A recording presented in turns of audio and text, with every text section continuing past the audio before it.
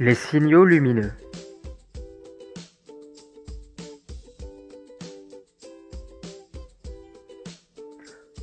Voir ce panneau, c'est recevoir, dans les yeux, de la lumière provenant de ce panneau. En effet, l'œil est un récepteur de lumière, convertissant celle-ci en message nerveux transmis au cerveau par le nerf optique. Le terme récepteur de lumière indique que l'œil doit recevoir la lumière émise par un objet pour que celui-ci puisse être vu.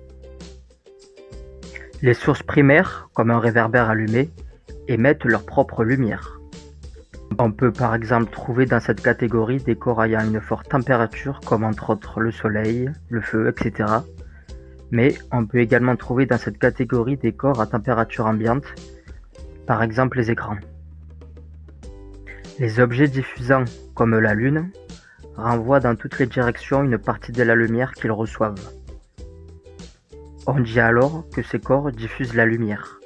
La diffusion est un phénomène au cours duquel un corps commence par recevoir de la lumière, puis renvoie toute ou une partie de cette lumière dans toutes les directions.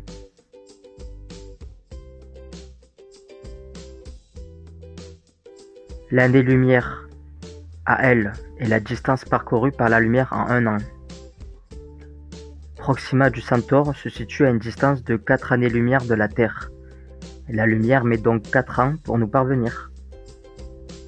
La connaissance de la valeur de la vitesse de propagation de la lumière et de la durée de son parcours permet de calculer la distance parcourue.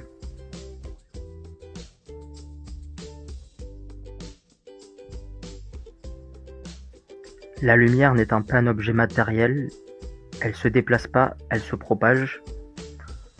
On parle également de propagation pour un son ou une vague, puisque dans ces cas, il n'y a pas de déplacement de matière.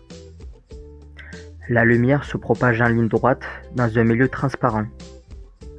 On dit alors que la propagation de la lumière est rectiligne.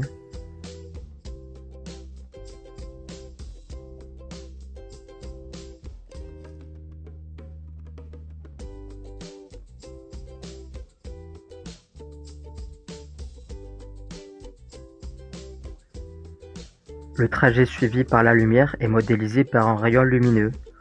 On le représente par une demi-droite fléchée qui part de la source.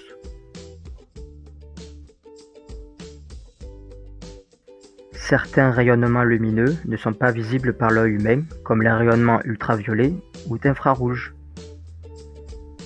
Une exposition prolongée à certains de ces rayonnements est dangereuse pour l'homme.